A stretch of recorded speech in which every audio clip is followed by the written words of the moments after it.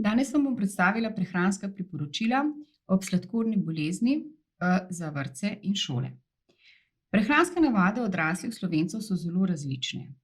Razlikujejo se že od regije do regije in po podatkih NIJZ, na primer, najmanj otrok in seveda tudi njihovih staršev zajtrkuje v regiji Ravne na Koroškem. Najmanj sladkih pijač pa zaužijejo v Novi Gorici, Ljubljani, Kranju in Celju. V Murski Soboti pojejo največ ocvrtih jedi, v Novem mestu zelo malo rib, v Kopru pa po pričakovanjih uporabljajo izključno ali pa večinoma olivno olje. Poleg tega, zakaj govorimo danes še vedno, da je prehrana pri otroku s sladkorno boleznijo izrednega pomena, pa tudi seveda za vse ostale. Zaradi tega, ker so se prehranjevalne, predvsem pa gibalne navade naših otrok, s tem kasneje tudi odraslih, precej spremenile. Če smo še nekoč vsak prosti trenutek v šoli med odmori izkoristili za igro, za različne športne aktivnosti zunaj šole, danes naši šolarji, ko zazvoni šolski zvonec, najraje posegajo po elektroniki, med seboj si dopisujejo, pa tudi če sedijo na isti klopi. Poleg tega so prehranjevalne navade nekoč bile bistveno drugačne. Predvsem začne se že pri naših krožnikih. Če pogledate krožnik naših babic iz leta 70, ugotovite, da so precej manjši kot danes. Danes včasih niti v pomivalni stroj ne gredo več. In seveda na večji krožnik porcioniramo več, čeprav se v očeh zdi, da porcioniramo enako. Starši otrokom porcionirajo prevelike količine na krožnik, zato se velikokrat v šolah in vrtcih slišimo, da so otroci lačni, da jim dajo premalo. Kar 80% staršev rutinsko porcionira več, takrat, kadar strežejo otrokove najljubše pijače ali pa najljubše jedi, na primer makaronovo meso. Več kot skoraj 70–60% otrok recimo pri makaronovem mesu se zgodi ravno to. In veliko staršev danes skrbi, ali otrok poje dovolj. Prehranski vzorci so se bistveno spremenili. Danes poznamo prehrano z visoko vsebnostjo ogljikovih hidratov, govorimo o neki zahodni prehrani, takšni, kakršno ima večina izmed nas. Bazira na ogljikovih hidratih, ki pokrivajo več kot 50% energijskih potreb, z izredno veliko ogljikovih hidratov zažijemo na kilogram telesne mase.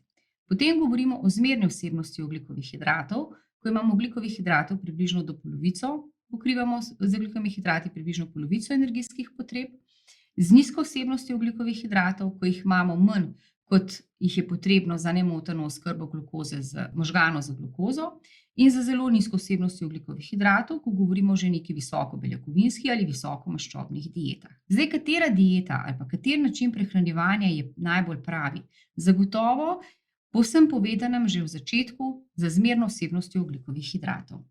In to je mediteranska prehrana. Mediteranska prehrana, čeprav Slovenci mislimo, da jo zelo dobro poznamo, saj imamo vsaj 45 km našega morja, o mediteranski prehrani vemo v Sloveniji zelo malo. Kajti poudarek mediteranske prehrane je na pretežno prehrani rastlinskega izvora, se pravi na zelenjavi, na stročnicah, na oreščkih, na semenih in na celih žitnih zrnih. Takoj za prehrano rastlinskega izvora pridajo ribe, mastne morske ribe, skuša, srdela, sardonček, lososi, morski sadeži, seveda olivno olje kot glavni vir maščobe ter mlečni izdelki, kot sta jogurt in sir. V nizkih in zmernih količinah pa mediteranska dieta uporablja sladkor, med pa zelo redko. Se pravi, potencialne prednosti so enormne. Zmanjšana telesna masa, zmanjšano tveganje za kardiovaskularne zaplete, nižji trigliceridi in večja urejenost sladkorne bolezni. Potencialnih slabosti mediteranska dieta ne nudi. Vedno več ljudi se odloča tudi za vegetarijanski oziroma veganski način prehranjevanja in s tem seveda na takšen način prehranjevanja imajo tudi otroci. Tudi ta dieta ni popolnoma nemogoča za izpeljavo, predvsem če otroci jejo radi zelenjavo in sadje. Ima pa potencialne slabosti. Pri otroku je treba vedno biti pozoren na vitamin B12, na železo in možen je previsok vnos prehranske vlaknine in zato slabša absorpcija mikrohranil. Kakšna pa naj bo prehrana otroka, ki zboli za sladkorno boleznijo tipa 1? Danes se večina otrok zdravi z inzulinsko črpalko, zato potrebuje nekoliko prilagojen način mediteranske prehrane. Še leta 1965 so izšla prehranska priporočila, ki so nudila kup prepovedi otrokom in pa seveda tudi odraslim s sladkorno boleznijo. Ne smete tega, ne smete onega, ne tega sadja, ne one zelenjave. In ta priporočila so bila napisane kar na 4 straneh. Danes lahko strnemo prehranska priporočila na zelo enostaven način, praktično na eno stran. Pomembno pa je, da se zavedamo, da pri otroku s sladkorno boleznijo tipa 1 ena velikost ne ustreza vsem, kar pomeni, da en način prehranjevanja ne ustreza vsem otrokom, ki zbolijo za sladkorno boleznijo. Cilji sodobnih prehranskih priporočil so jasni. Želimo si, da bi naši otroci 70% časa preživeli v območju normoglikemije, se pravi z urejenostjo sladkorja med 4 in 7,2 milimola na liter. Da bi pred spanjem in preko noči njihov sladkor ne bil večji od 5,0 do 8,3 milimola na liter in da pred glavnimi obroki ne bi imeli sladkorja med 5,0 do 7,2 milimola na liter.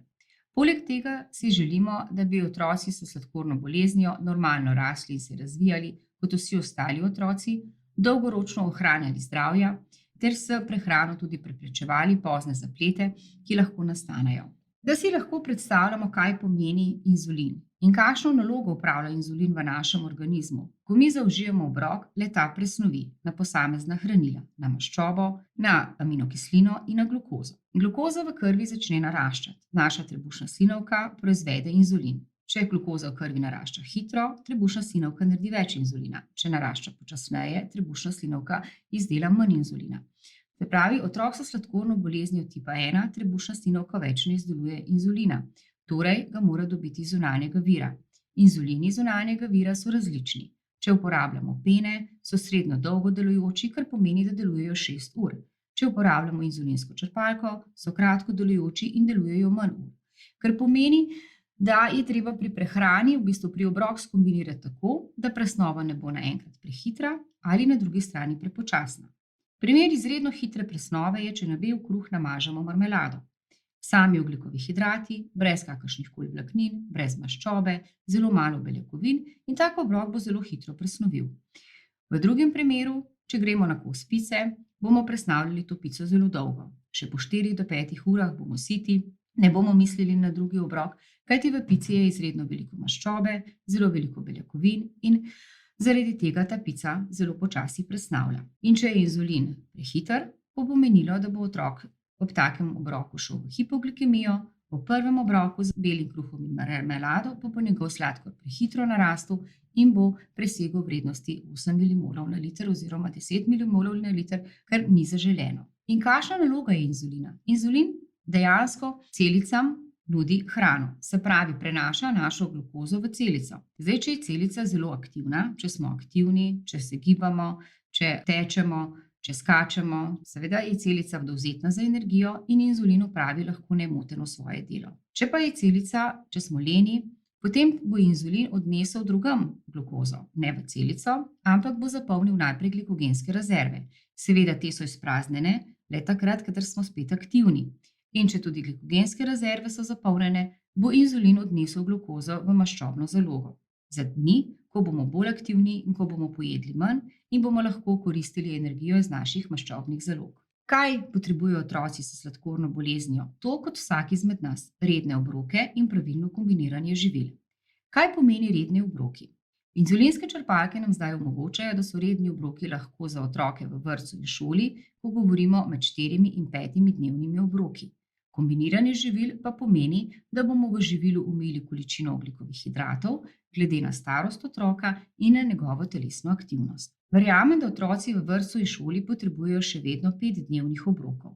To pomeni, če pogledamo za šolo, da potrebujejo zajtrk, ki ga bodo zaužili doma okoli 7 ure zjutraj, seveda, če je šolska malica naravnana tako, kot veljajo priporočila za prehrano otrok v vrtcu in šolah, med 9:30 in 10 uro, se pravi sredi delovnega procesa. Nato bo sledilo šolsko kosilo med 12:30 in 13 uro, malico pa predlagamo, da otrok poje ponovno doma v krogu svoje družine okoli 4 popoldne, in nato zaključi za večerjo okoli 19. ure. Povečerjek pri otrocih, ki so že v šoli, ni več potreben. Povečerjek je v bistvu še en dodaten obrok tik pred spanjem pri zelo majhnih otrocih, vrtčevskih otrocih, starih 1, 2, 3 leta morda, če tožijo tik pred spanjem, da so še lačni in v tem primeru jim ponudimo manjši sadež ali deci mleka. Najbolj zdrav način prehranjevanja je torej mediteranska prehrana. Idealna količina ogljikovih hidratov v obroku je glede na otrokovo starost med 35 in 60 gramov ogljikovih hidratov na obrok Imamo pa tudi maksimalno količino, se pravi tisto, za katero pa res priporočamo, da jo otroci ne bi presegli. To je 80 gramov ogljikovih hidratov na obrok. Kdaj se zgodi, da to količino lahko presežejo? Seveda takrat, kadar grejo recimo na kos pice ali takrat, kadar imajo kakšno pogostitev oziroma kakšen rojstni dan. Koliko ogljikovih hidratov pa sploh otroci potrebujejo? Potrebujejo približno, recimo, če imamo primer 6-letnika, 1. razred je vstopil, to pomeni, da potrebuje na dnevni bazi okoli 180 do 190 gramov ogljikovih hidratov. To pomeni okoli 45% glede na energijske potrebe, ki jih potrebuje. Seveda, večji, ko je otrok, več ogljikovih hidratov potrebuje, predvsem fantje so tukaj bistveno na boljšem, kajti pri 18 letih, recimo za razliko od deklet, potrebujejo med 270 in 300 grami ogljikovih hidratov, to je kar precejšen, dekleta pa potrebujejo praktično samo do 200 gramov ogljikovih hidratov, velikokrat manj. Priporočen je tudi maksimalen vnos ogljikovih hidratov. Ta tabelica vam bo v pomoč pri načrtovanju šolskih in vrtčevskih obrokov. Torej, če se vrnemo na našega prvošolčka, potrebuje seveda za šolsko malico okoli 40 gramov ogljikovih hidratov, za šolsko kosilo pa ima predvidenih 50 gramov ogljikovih hidratov.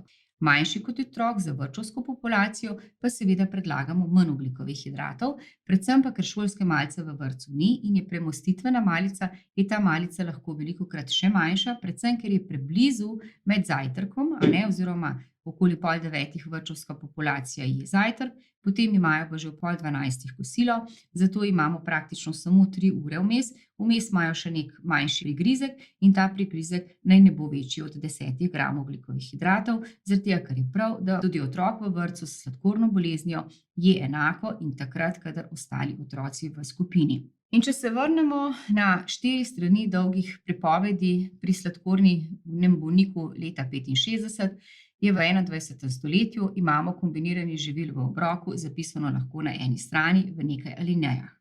V obroku seveda zagotovimo čim več sveže kuhane zelenjave. Se pravi, ko imamo krožnik pred sabo, pri glavnih obrokih poskušamo na vsaj polovico krožnika porcionirati zelenjavo. Potem v prehrani vsak dan uporabljamo osnovne mlečne izdelke. Seveda pri otrocih je tudi mleko, pomemben vir hranil, navadni jogurt, navadni kefir, skuto, sir, maslo. Kot vidite, da so navedeni praktično osnovni mlečni izdelki, brez tistega, kar nam ponujajo komercialno, sadni jogurti, pa različni pudingi in tako naprej. V obrokih zagotovimo tudi pusta beljakovinska živila, ki so lahko rastlinskega izvora, se pravi v obliki stročnic, ali pa živalskega izvora v obliki pustega mesa in mastnih rib. Kvalitetno maščobo rastlinskega izvora zagotavljamo, na prvem mestu zagotovo olivno olje, na drugem repično olje, bomo videli v nadaljevanju, zaradi dobre maščobno-kislinske sestave. Količino ogljikovih hidratov uporabljamo zmerno. Se pravi, na krožniku naj bo več zelenjave kot krompirja, riža ali testenin. In ta škrobna živila naj bodo bogata s prehransko vlaknino. Zato namesto navadnega riža uporabljamo basmati riž ali polno ali neoluščen riž, namesto navadnih belih testenin uporabljamo integrirane. S sadjem ne pretiravamo. 2 sadeža dnevno sta za otroke s sladkorno boleznijo dovolj. Če tudi otrok ne mara zelenjave, ne ponujamo potem več sadja. Dnevno vedno kombiniramo sadje z oreščki, ker s tem pridobimo nekaj maščobe in upočasnimo presnovo samega sadja. Omejimo pa nasičene maščobe živalskega izvora, predvsem v salamah, klobasah in mastnih sirih. Močno omejimo enostavne ogljikove hidrate in popolnoma omejimo enostavne ogljikove hidrate v tekočini. Vpliv vrste živil na krvni sladkor je velik. Se pravi, ko mi zaužijemo nekaj ogljikovih hidratov, bodo vsi ogljikovi hidrati prišli do glukoze. Če uživamo enostavne ogljikove hidrate v obliki sadja, sladkorja, slaščic, potem bodo taki ogljikovi hidrati v 15 do 30 minutah že v naši krvi. Če zauživamo škrobna živila, ki so bogatejša z vlakninami, bo presnovna pot daljša, od ure do ure in pol. Vendar po uri in pol bomo dosegli maksimalno količino glukoze v krvi, ki jo prispevajo ogljikovi hidrati, ki smo jih v obroku zaužili. Ker v obroku zauživamo tudi beljakovine, je pomembno, da so tudi te beljakovine nekako nadzorovane. Rečemo, za 1 dlan beljakovin v obroku je dovolj, kajti večja količina beljakovin v obroku moramo računati tudi na to, da se bo pretvorila v glukozo. Kaj to pomeni? To pomeni, da bo 50% beljakovin v 2 do 4 urah dvignilo glukozo v krvi, kajti vse beljakovine na časovno enoto ne moremo spraviti do aminokislin, ampak viške spravljamo v glukozo. Manj kot 10% maščobe, se pravi, če zaužijemo izredno mastno živilo, pa se bo pretvarjalo več ur v krvni sladkor. 10% je zanemarljiva številka, vendar nam maščoba ob obroku, ki jo kombiniramo, pomeni to, da bomo upočasnili presnovno pot škrobnega živila. Zdaj, če pogledamo vrsto ogljikovih hidratov. Zagotovo poznate še z osnovne šole, pa srednje šole iz kemije in biologije, da smo se učili o enostavnih ogljikovih hidratih in da smo jih razdelili na monosaharide in disaharide, da najbolj znana je glukoza, potem poznamo še galaktozo v mlečnih izdelkih, recimo brez laktoze, potem fruktozo v sadju, v medu, dekstrozo kot energijsko tableto. Potem pa poznamo še disaharide. Najbolj znan disaharid je zagotovo laktoza v mleku in mlečnih izdelkih, potem saharoza kot kuhinjski sladkor in pa maltoza, ki se nahaja večinoma v pivu. Potem pa poznamo tudi sestavljene ogljikove hidrate. Te so polisaharidi, to je škrob, ki pa seveda lahko z ali brez vlaknin. Krompir je v bistvu za Slovence izredno pomembno škrobno živilo, vendar žal neustrezno, ker vsebuje zelo malo vlaknin. Boljša sta riž, boljša so neoluščena žita, koruza in stročnice. Zakaj? Se pravi, ko pojemo obrok, se nivo krvnega sladkorja poviša. Pri vseh. Zdaj, pri sladkornih bolnikih tipa 1 se seveda poviša tudi v odvisnosti od vrst inzulina, ki ga uporablja.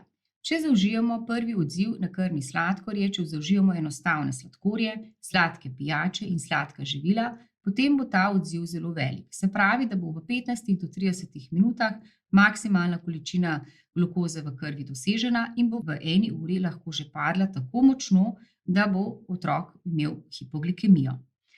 Drugi odziv na krvni sladkor so prečiščena škrobna živila. Če uporabljamo bel riž, bele testenine, bel kruh in pa krompir v večjih količinah, potem se bo zgodilo, da bo sladkor seveda še vedno narastel nad zaželen nivo, vendar ne tako burno kot pri enostavnih sladkorjih in bo lahko otroku grozila po takšnem obroku tudi hipoglikemija. Če pa uporabljamo in kombiniramo v živilih veliko zelenjave, primerno zrelega sadja, stročnic in neoluščenih žit, potem pa bomo več kot 3 ure imeli lep sladkor, se pravi, da sladkor ne bo šel nad nivo, zaželen nivo in tudi hipoglikemija nas ne bo ogrožala. 20 gramov ogljikovih hidratov je lahko zelo veliko, lahko na drugi strani zelo malo. Če zaužijemo ogljikove hidrate v obliki zelenjave, jih praktično ne moremo spraviti na krožnik. Če pogledamo špinačo, mislim, da je en krožnik špinače premalo. Če pogledamo 20 gramov ogljikovih hidratov, jih dosežemo z enim zelo majhnim krompirjem, z majhno pestjo riža, še manjšo pestjo testenin in pa s polovico kosa običajnega kruha. Zelenjava zato sladkornim bolnikom nikoli ne dela težav in zaradi tega poudarjamo, da naj pojejo čim več zelenjave. Zelenjava na 100 gramov ima sorazmerno zelo malo ogljikovih hidratov in tudi če preštevamo ogljikove hidrate s pomočjo metode štetja ogljikovih hidratov, če se otrok zdravi z inzulinsko črpalko, praktično v vrtčevski populaciji teh ogljikovih hidratov sploh ne štejemo. Zaradi tega, ker jih tako malo je, da ne vplivajo na dvig sladkorja v krvi. Če pogledamo sadje, pa je zgodba drugačna. V 100 gramih banane zaužijemo kar 20 gramov ogljikovih hidratov, v 100 gramih grozdja 16, če se pozločimo za maline ali jagode, pa bo količina ogljikovih hidratov na 100 gramov precej manjša in celo primerljiva z ogljikovimi hidrati v zelenjavi, zato vedno poudarjamo, da so gozdni sadeži tisti, ki so sladkornemu bolniku najboljša izbira pri sadju. Vpliv beljakovin je zelo velik. To rešimo z enostavno metodo, porcijo. Ena porcija pomeni 10 do 20 gramov beljakovin, ki se nahajajo v mesu, v stročnicah, v ribah, in z drugo besedo to pomeni ena dlan. Če poje otrok za eno dlan beljakovinskih živil v obroku, potem le to živilo ne bo vplivalo na dvig glukoze v krvi. Če poje za 2 dlani, potem moramo računati, da je za drugo dlan se bo dvig glukoze v krvi zgodil, enako kot da bi zaužili 10 gramov ogljikovih hidratov. Vpliv prehranske maščobe. Se pravi, vpliv prehranske maščobe je zelo velik. In če se vrnemo nazaj še malo na beljakovine, v 100-gramskem svinjskem zrezku, ker se ga vsi bojijo. Zakaj? Zaradi tega, ker svinjina je nekaj, kar v bistvu je neko slabo živilo, ker nam povzroča dvig holesterola, visoke trigliceride, a ne. Danes pa vemo, da je v bistvu svinjski file ima le 3 grame maščobe. Ne, ravno toliko maščobe lahko pričakujemo v govejem fileju, ravno toliko maščobe v katerikoli vrsti perutnine. Če zaužijemo enako količino suhomesnatega izdelka ali neke polisalame v končni fazi oziroma neke salame, se zgodi, da bomo v enaki količini dosegli kar 40 gramov maščob. In to je nasičena maščoba, ki se jo je potrebno izogibati. Torej, boljše je v sendvič dati pečen piščančji zrezek z 5 grami maščobe ali celo manj, kot pa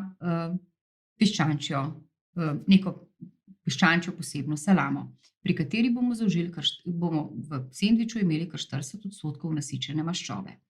Zdaj, nasičene maščobe so pretežno živalskega izvora, a ne, so pa seveda tudi rastlinskega izvora. In zato najslabši viri rastlinskih nasičenih maščob sta kokosovo in palminovo olje in kakavova mast.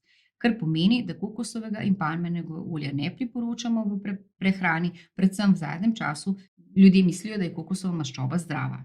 Pri živalskem izvoru pa seveda omejujemo čisto živalsko maščobo, kot so recimo mast, ocvirki, a ne, potem mastni siri in pa slaščice, kjer seveda zaužijemo enormne količine maščobe, ne da bi zanjo sploh vedeli.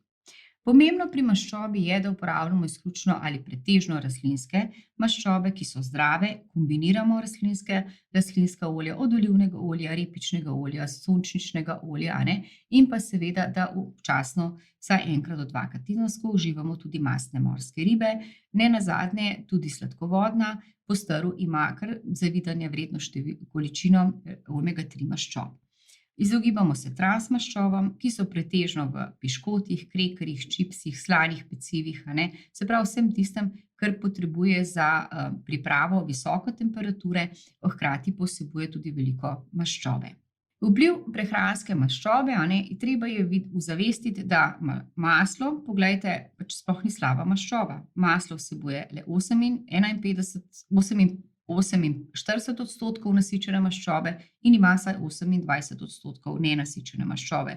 Dočim kokosovo olje vsebuje praktično 91% nasičene maščobe in le 7% nenasičenih. Če pa govorimo o repičnem olju, pa vidimo, da zgodbo obrnemo, da imamo pretežno skoraj več kot 90% nenasičenih maščob, med njimi tudi kar nekaj omega-3 maščob, in pa zelo malo nasičene maščobe, ravno tako v olivnem olju in pa v sončničnem ali drugih vrstah olja. Zdaj, kako se pravilno odločiti, katera živila uvrstiti v prehrano pogosteje, druga pa redkeje?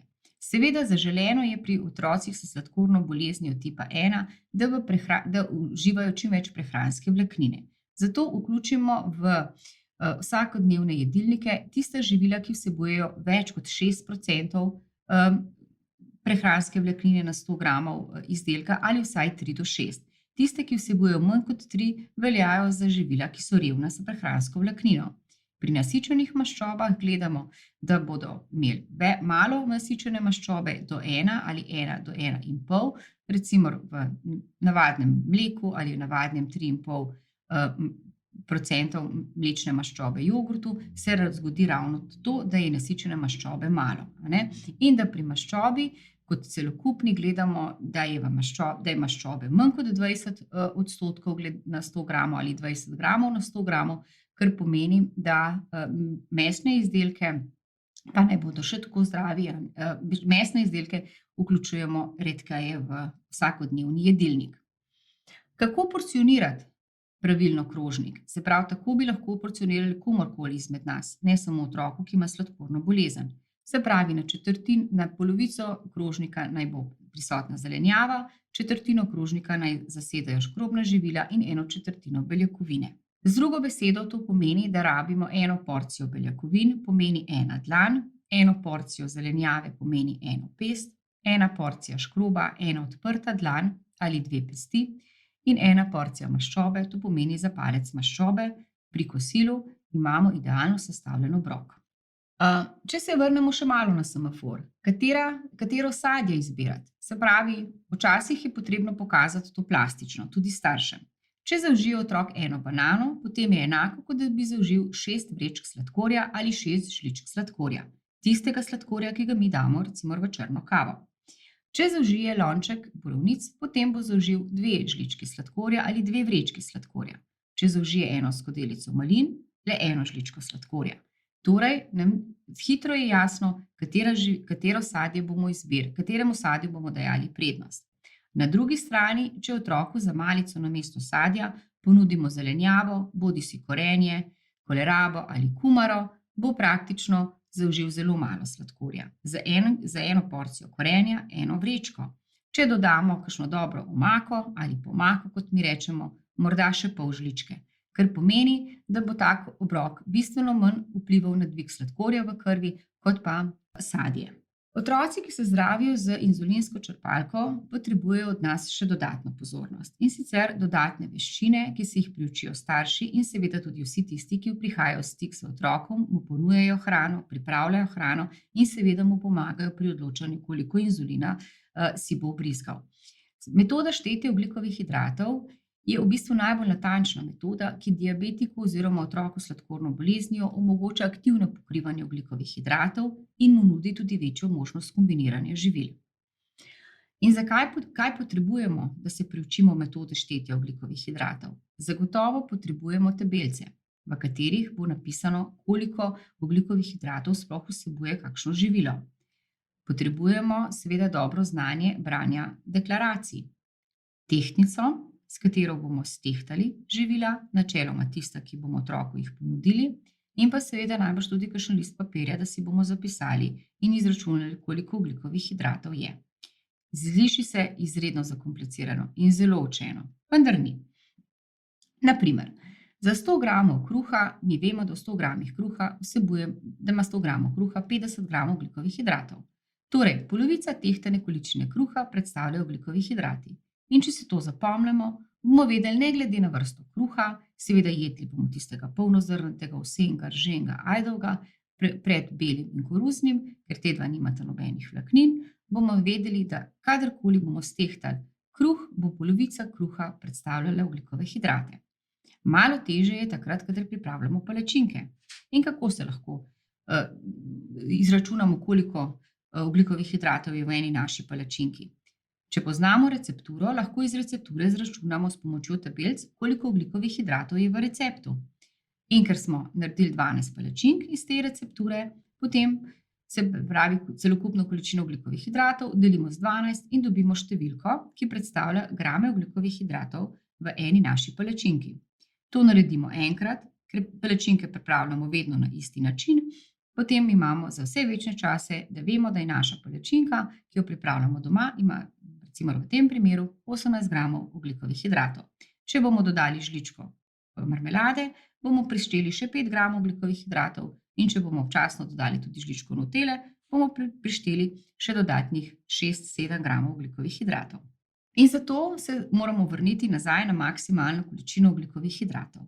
Pri 6-letniku, če se vrnemo na našega prvošolčka, pri šolski malici bo potreboval 40 gramov ogljikovih hidratov, pri kosilu pa 50 gramov ogljikovih hidratov. In zato rabimo tabelce. Tabelce za izračunavanje ogljikovih hidratov v živilu, za katere skrbimo mi in seveda še podjetje Zaloker in Zaloker, ki je tako ljubeznivo, da nam jih v bistvu tudi natisne, predvsem pa lahko jih tudi poskenirate in boste prišli na njihovo spletno stran, kjer bodo vedno objavljene zadnje tabelce. In vsi tisti, ki imate tabelce v fizični obliki, še v obliki zvezka, je potrebno, da te tabelce zavržete takrat, kadar izidejo nove. Kajti tabelce nastajajo skozi leta. Tako kot se razvijajo črpalke, se razvijajo tudi tabelce. Nekaj seveda tudi na podlagi izkušenj naših uporabnikov, kajti teorija se je izkazalo, da v praksi vedno ne štima. Otroci s sladkorno boleznijo potrebujejo žal še vedno v šoli prilagojeno vrtčevsko in šolsko prehrano. Zakaj? Dobro vemo, ker velikokrat šole in vrtci prisluhnejo otrokom, ki jejo zelo veliko sladkih dobrot in nemalokrat se zgodi, da je za šolsko malico krof in in sadni sok, ali kakšen francoski rogljiček, ali kakšne hrenovke z belo štručko. In v teh primerih naši otroci seveda potrebujejo prilagoditev prehrane. Velikokrat v vrtčevski prehrani je za kosilo kakšen pire krompir, ki ga naši otroci s sladkorno boleznijo jim je odsvetovan. Kako se lotiti načrtovanja diete in kako organizirati medicinsko predpisano prehrano? Se pravi, otrok s sladkorno boleznijo bo prinesel v šolo ali vrtec potrdilo o medicinsko predpisani dietni prehrani, za katere bo razvidno, ali se zdravi z klasično metodo in v tem primeru štetje ogljikovih hidratov še ni potrebno, ampak mu porcioniramo primerna živila v količini kot zdravim vrstnikom. Takrat, kadar pa ima štetje ogljikovih hidratov, se pravi, kadar se zdravi z inzulinsko črpalko, pa bomo šolo, vrtec, vodjo šolske prehrane prosili še za štetje ogljikovih hidratov. Ker imate v vrtcu in šolah vedno napisano v bistvu jedilnik za osnovno, se pravi za populacijo otrok, za katere kuhate, govorimo o osnovnem jedilniku in iz osnovnega jedilnika lahko mirno izpeljete seveda tudi jedilnik za sladkorne bolnike. Zato smo vam v bistvu pripravili tudi tabelico, v kateri spodaj tukajle vidite, da v bistvu, če imamo danes za zajtrk umešana jajca, črni kruh in čaj z medom, smo otroku s sladkorno boleznijo ponudili umešana jajca, se pravi, da bo pojedel enaka jajca kot ostala populacija. Namesto črnega kruha bomo zanj predvideli polnozrnat kruh, svežo papriko bomo dodali, ker pač potrebuje še zelenjavo, smo rekli vsaj pol krožnika, in pa seveda čaj bomo zamenjali za čaj z limono. In brez sladkorja. BS pomeni brez sladkorja. Opremili bomo tak jedilnik še s količino, ki jo bomo otroku ponudili, in seveda izračunali, koliko gramov ogljikovih hidratov je v takšnem obroku. In s tem otroku omogočili, da bo vedel, koliko bo pojedel, in se odločil, če bo pojedel vse, da potrebuje za 31 gramov ogljikovih hidratov inzulina, oziroma bo v inzulinsko črpalko sam na tipko 31 gramov in jo bo črpalka predlagala, koliko inzulina pač za to potrebuje. Ravno tako recimo pri dopoldanski šolski malici ali pri govejem golažu s polento. Se pravi, otroci imajo danes za kosilo goveji golaž s polento, zeleno solato s koruzo in sadje. Pri otroku s sladkorno boleznijo bomo goveji golaž seveda ponudili, enako kot ostalim otrokom. Polento bomo zamenjali za polnozrnate testenine, ki jih bomo skuhali al dente. Zeleno solato bomo namesto s koruzo dali s papriko in namesto sadja bomo pač določili, da bo pač otrok dobil hruško. Se pravi, da bomo sadje definirali, katero vrsto sadja bo imel, določili količino, ki jo moramo v bistvu odtehtati, in izračunali količino ogljikovih hidratov. Zato si bomo spet pomagali s tabelicami, takimi in drugačnimi. Načeloma najbolj pogosto uporabljamo tabelice za razločevanje ogljikovih hidratov, ki so bile omenjene že prej. In kako v šoli organizirati prehrano? To je samo en primer. Lahko si organizirate kakorkoli drugače. Zagotovo je vodja šolske prehrane tisti, ki ve, kaj bo otrokom v tistem tednu pač bilo ponujeno, in da ima toliko znanja, da zna iz tega jedilnika izpeljati jedilnik, ki je primernejši za otroka s sladkorno boleznijo. Ker pozna dobro tudi normative za otroke in otroci s sladkorno boleznijo ne rabijo nič več energijskega in hranilnega vnosa kot zdravi vrstniki, potem lahko opremi jedilnik tudi s količinami, ki bodo otroku ponujene.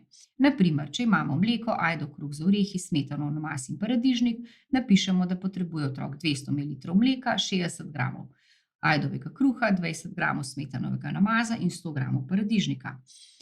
Potem lahko tak jedilnik pošlje staršem. Ali pa, če imajo otroci, ki so mlajši od 4. razreda osnovne šole, spremljevalce, se pravi komplet vrtčevska populacija in otroci lahko imajo v šoli spremljevalce za pomoč pri rokovanju z inzulinsko črpalko, in tem lahko starši, če pač ni spremljevalca, potem lahko starši s pomočjo tabelic dopišejo, koliko ogljikovih hidratov je v takšnem obroku in pa koliko inzulina otrok seveda lahko potrebuje.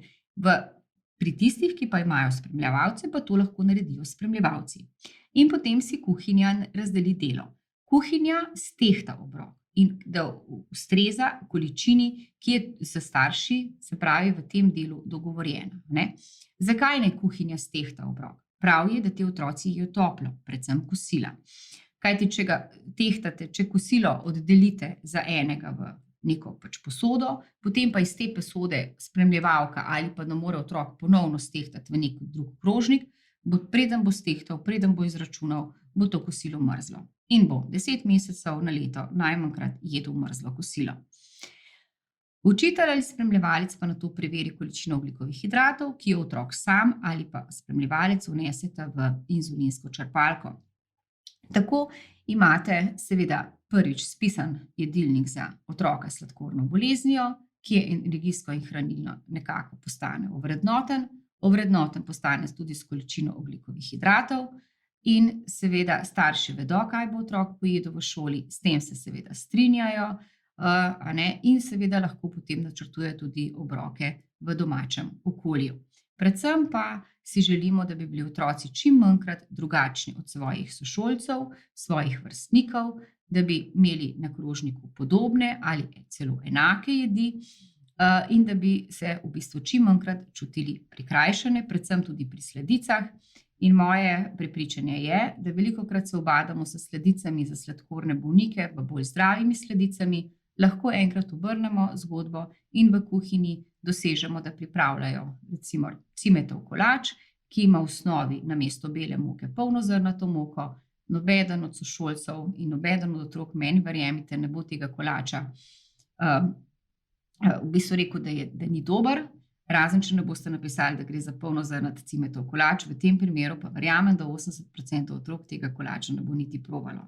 Se pravi, če začnemo zgodbo obračati drugače, ne da se prilagajamo s prehrano otroku s sladkorno boleznijo, ampak naj bo otrok s sladkorno boleznijo v šoli tisti, kjer boste v bistvu šolsko kuhinjo spreminjali na bolje in bodo vsi otroci, se pravi tudi tisti, ki nimajo sladkorne bolezni, jedli zagotovo bolj zdravo, v zadovoljstvo vseh nas, ki se ukvarjamo s prehrano otrok in seveda tudi v zadovoljstvo, verjamem, prej ali slej tudi staršev. Hvala lepa.